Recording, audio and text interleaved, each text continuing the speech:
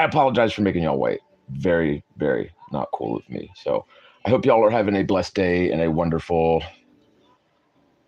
2025. It feels so weird saying it, but I got to tell you, man, I'm not really going to miss 2024. And I just have this feeling that 2025 is going to be just an amazing year, right?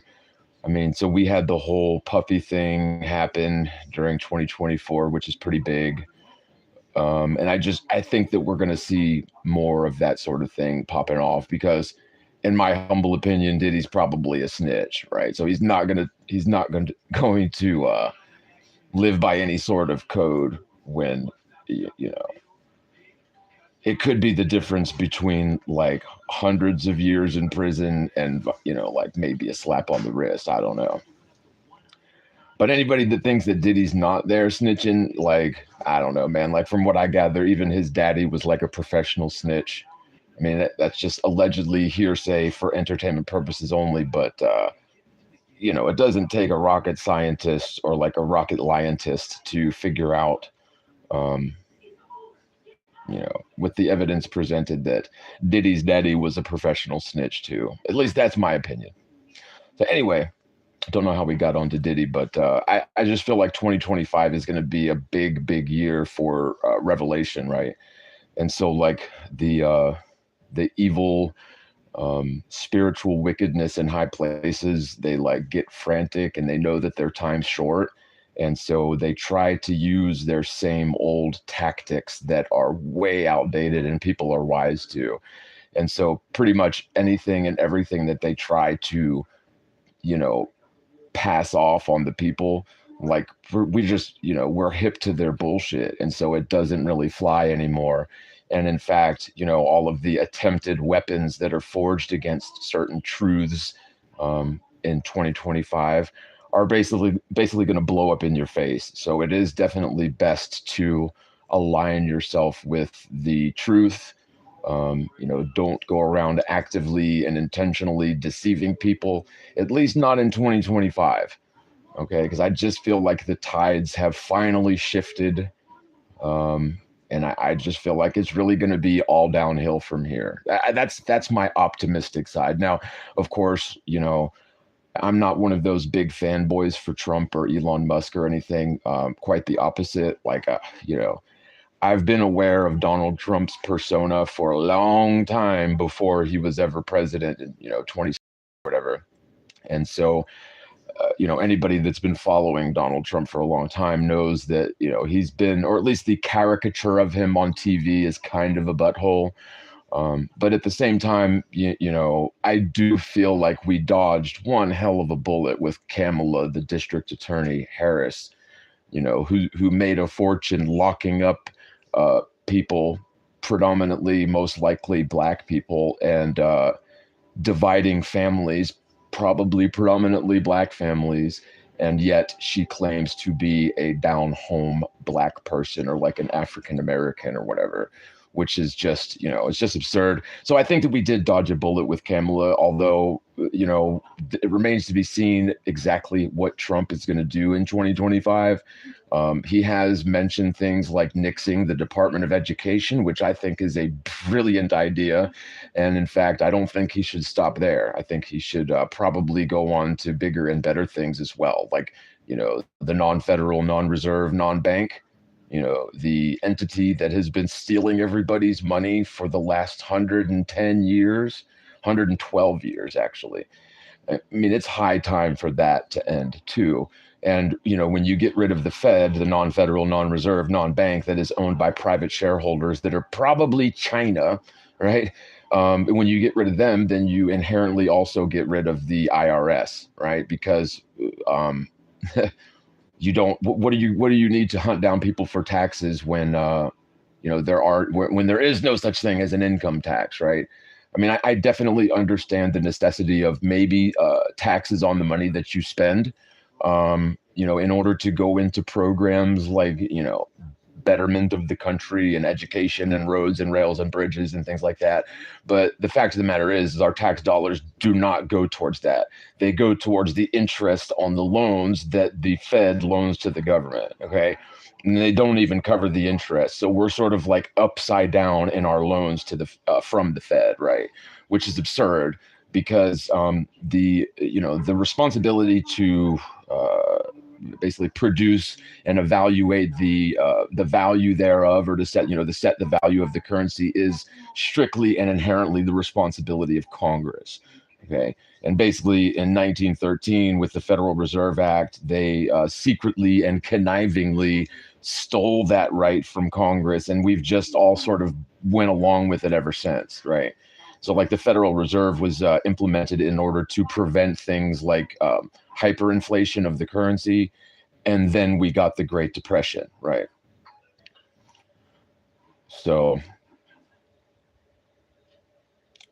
anybody that thinks that the Federal Reserve, or rather the non-federal, non-reserve, non-bank, is a good thing, you really need to check your premises, and I would suggest checking out at least the book Creature from Jekyll Island. And I've got the entire thing as an audiobook on my channel as a playlist. So if you go to my channel, TheMorgile's, and then just navigate over to the playlists tab, there's about 30 of them at least. And the playlists are kind of curated lists of different flavors of my videos over the last 10 years. So it is very helpful. One thing that I have found, however, is that YouTube really doesn't like me, because normally if I go to a channel and find a playlist and start watching that playlist, it'll go through that playlist, in order, one after the other. That's what the playlist thing is for. Can you turn that down a little bit, babe, please? Just a hair. But on my channel, if you go to, thank you, if you go to playlists and start playing it, it'll play the one on, the first one that you select, but then it'll just jump to somebody else's channel altogether, like every time. So you may have to keep like hitting the back button and going to the playlist and selecting the next video. But it's definitely a better way to navigate through my channel than just trying to navigate through like the hundreds and hundreds of videos over 10 years. So like I've got a playlist for questioning the historical narrative. So that's like more mud flood type stuff. I've got a playlist that's debunking gravity. I've got a playlist that's, specific audiobooks. So definitely, definitely check out my playlist. So getting right into the meat of today, now that we've got a few people in the stream, welcome everybody, one love, Happy New Year, all that good stuff. So in the spirit of this sort of periodical affirmations of true earth that I'm going to be doing, probably not daily, but periodically, and just discuss one single point that is important to me about this movement and see what happens. So today's topic is going to be the airline flights conundrum.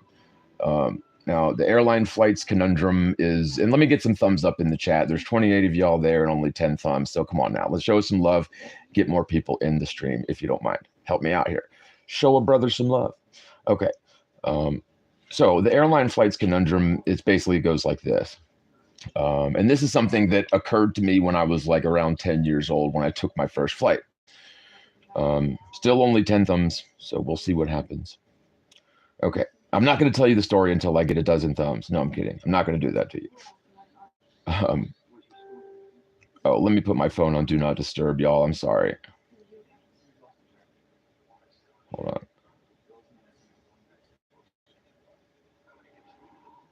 There we go. Oh, yeah.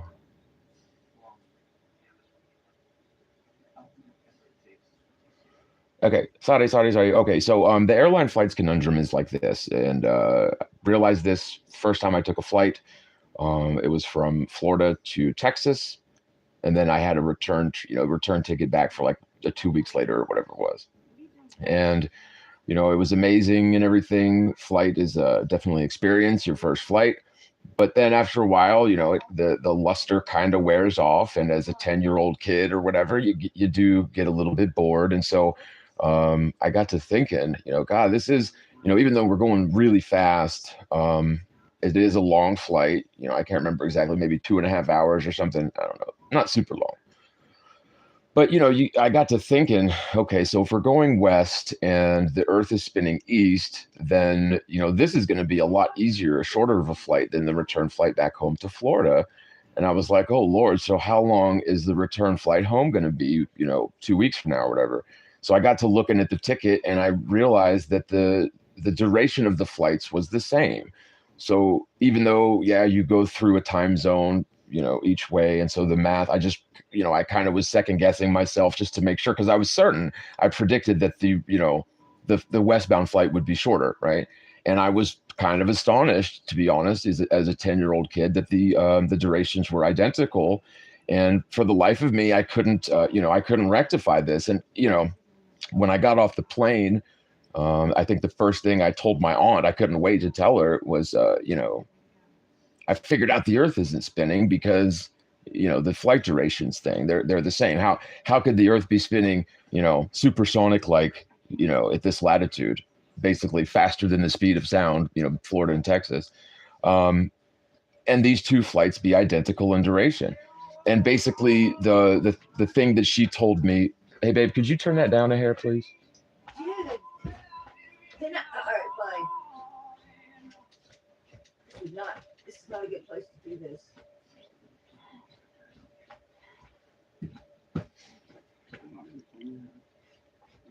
It's basically like, I don't understand physics, is what I was told, because so here's the excuse that the globe comes up with to answer for this.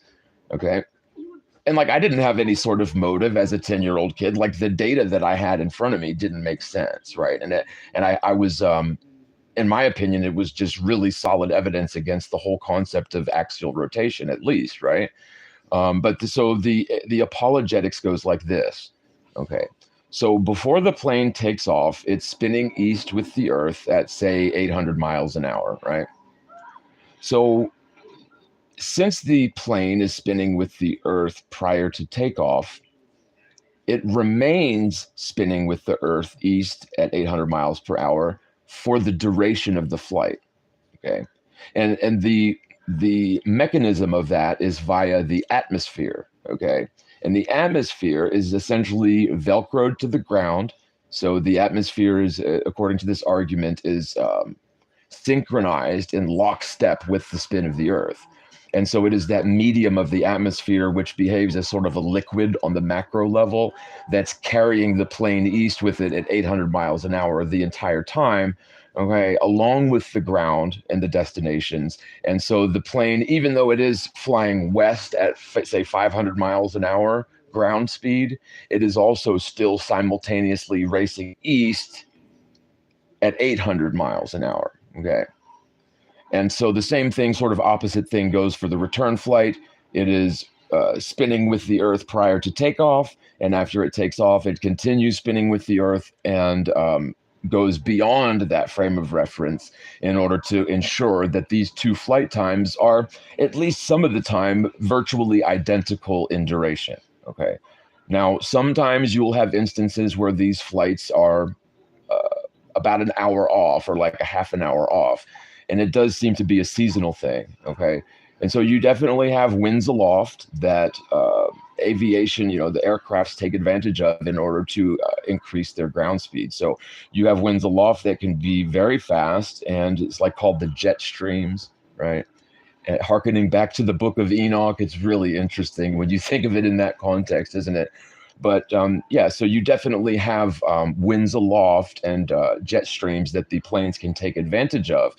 But this concept that the atmosphere is synchronized in lockstep with the ground, and therefore the airplane is synchronized in lockstep with the atmosphere, it might make some degree of sense when you're starting with the unshakable, unquestionable axiom that the Earth must be a spinning sphere no matter what, and then you're building your case for that axiom based on the evidence that you see. Okay. And so that is the opposite of science. Okay.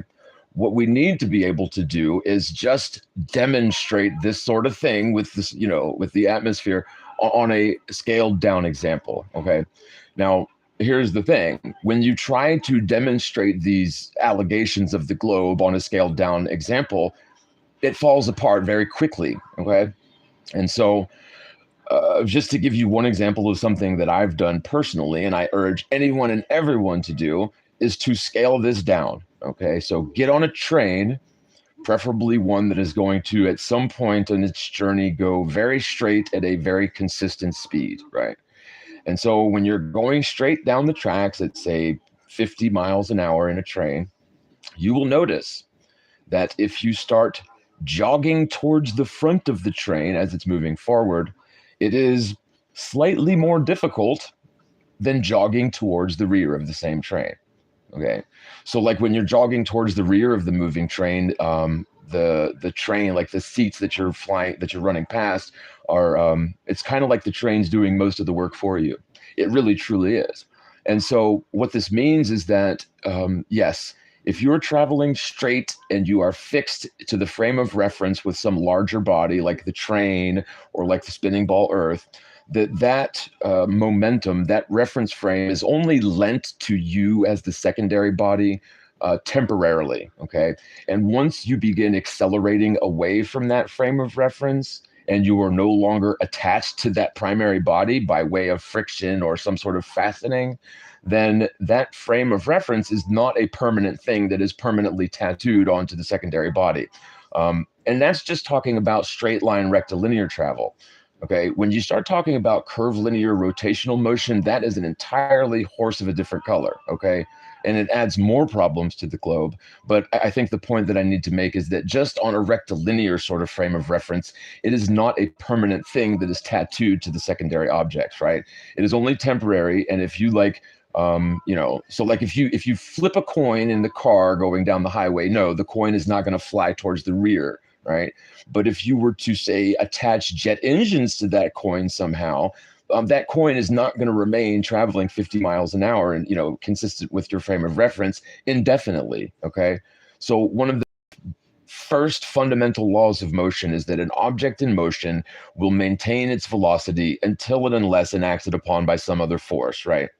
And we can definitely, absolutely consider the jet engines attached to the plane as some other force, okay? And so the entire technology of aviation involves what's called aerodynamics as a sort of principle, okay? And so what the aerodynamics principle is to increase thrust as much as possible and decrease drag as much as possible, okay? And then, of course, you have the shape of the wing, which causes a pressure differential above and below the wing, causing lift, okay? But the thing is aerodynamics is a principle that ensures that airplanes are simply not beholden to the ambient atmosphere that they're flying around in, okay? So airplanes are designed specifically to cut through the atmosphere regardless of what it's doing. I mean, sure, crosswinds and headwinds and tailwinds will have effects on the plane, okay, but it's not going. It's like the jets are not beholden to the whims of the winds, is what I'm saying. Okay. Now, furthermore, aside from all of these problems with the globe Earth theory, if you just think about it for 10 seconds, aside from these problems, you also have the claims of the globe itself, right? In terms of the Coriolis effect. The Coriolis effect basically is what they say causes the counter rotation of cyclones depending on your hemisphere. Okay. Now, there are very logical alternative explanations for that counter rotational fact, and it has nothing to do with the spinning ball Earth. Okay. But the thing is the Coriolis effect is basically the claim that, or the fact. So the Coriolis force is a sort of fictitious force involved with rotational bodies as a fixed frame of reference, right? So like if you're on a merry-go-round and you toss a ball across to your friend that's sitting on the opposite side of the merry-go-round while you're spinning, the ball is going to appear to deflect opposite the direction of your rotation, right? Now, of course, the ball goes in a straight line path, but according to you, still attached to the rotational frame of reference, it appears like the ball takes a curve path, okay? So it's a fictitious force. But the whole thing with the Coriolis effect is that objects do not retain their rotational momentum forever, especially when they're no longer attached to that primary rotating body, like a merry-go-round or like the spinning ball Earth in theory, okay? So the fact of the matter is, an airplane traveling west towards Texas or whatever from Florida is going to be racing towards destinations that are allegedly racing towards the plane, like faster than the plane is flying. Okay. So the two should meet in the middle somewhere, right? On the other hand, the return flight, the plane is racing against the destination, being Florida or whatever, right? And so it has to not only catch up with Florida, but surpass it.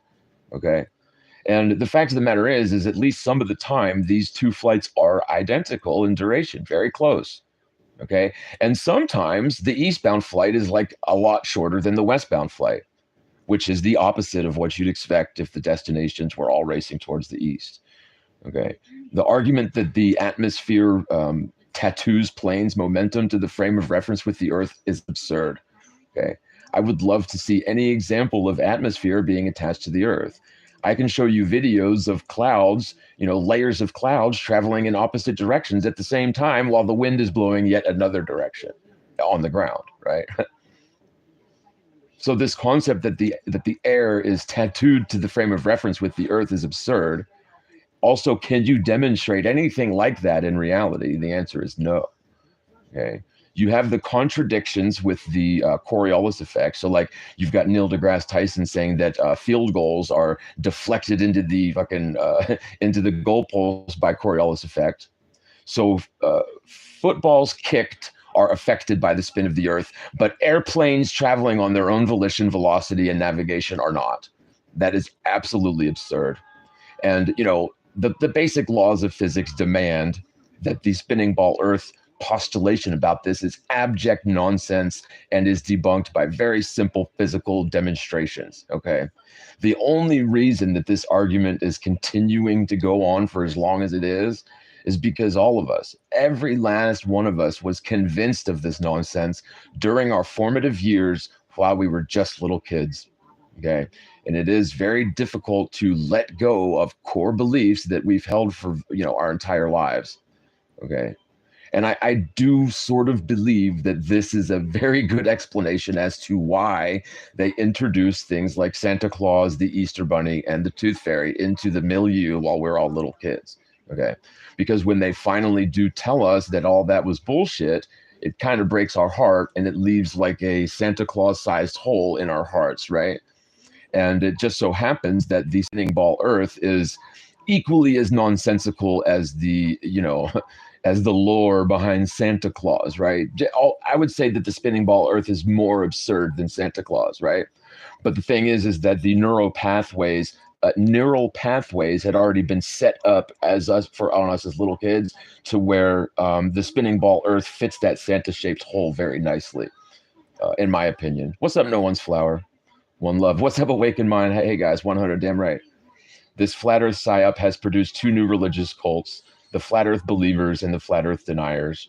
Y'all have fallen for it. Well, no, so here's the thing, one word evidence. Have you gone to measure the Earth for curvature yourself personally? Have you? Because the problem with your thing here is a lot of us have, and the curvature doesn't exist, okay? The curvature that needs to exist in order for the Earth to be an overall sphere, it ain't there.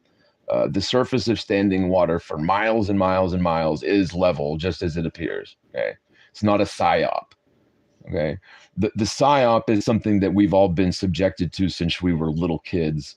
Okay, and if you can actually take the time to skeptically revisit your long-held beliefs in this spinning ball Earth thing, I can assure you that you will find instances where you realize that there were problems with it, but like never in a million years would you actually consider this bizarre hypothesis that we're on about, right?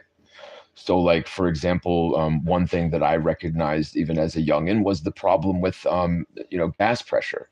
So we have infinite space out there and pressurized gas down here, yet nothing separates these two areas, okay? And that is a violation of thermodynamics, entropy, fluid dynamics, basic laws of physics that for some reason the spinning ball Earth always just gets a pass on, because we were all trained like monkeys as little kids to ignore the facts, ignore our senses, and basically defer to experts on things that we should all be very capable of discerning out on our own. But unfortunately, we've all been raised by the television set. There is so much Americana and nostalgia surrounding the likes of NASA and LIGO and SpaceX. You know, it is a very uphill Well, battle. Yeah, well, I'm so sorry, woman. I'm going to wrap this up because what I'm doing is pissing my wife off, who is trying to watch Twilight Part 1 for like the 150th time.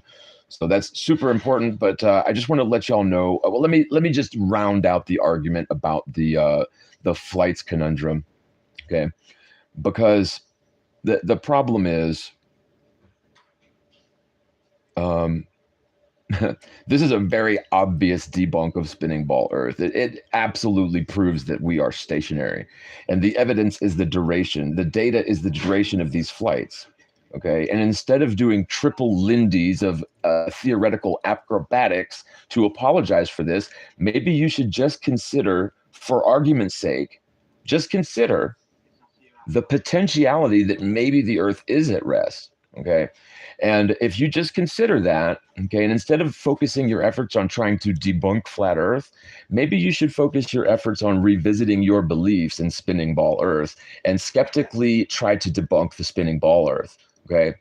There's no harm in that. That's actually the scientific sort of the crux of the scientific method, right? Is trying to debunk existing theories that you already believe. Okay. And if you can find any evidence to start debunking spinning ball Earth, then get back to me. Okay. And I'm telling you, there is a literal never ending mountain full of empirical evidence to debunk spinning ball Earth. But you got to get past your own programming. You have to actually consider it for argument's sake. And, you know, insulting me doesn't count as evidence. So just say it.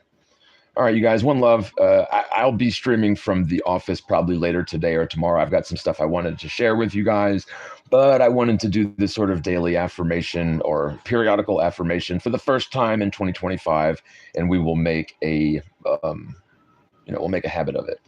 Steve Finneran says, is there any evidence you can acquire elevation angles, 90 degrees right angle measurement from a curved baseline? Yeah, exactly, right. Celestial navigation only works on flat Earth. Okay. And that's a big claim. Dude, like, it's not even a debate. Like, anybody that's still trying to debate globetards is, it's not the way to do it, man.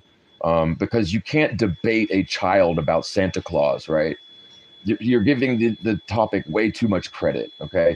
And once I go debunk Santa Claus for the kid, it is not necessary for me to continue on debunking, Mrs. Claus and then each and every reindeer, including Rudolph and his red little fucking nose. So one love, you guys. I will see y'all later. More to come. And give me some thumbs.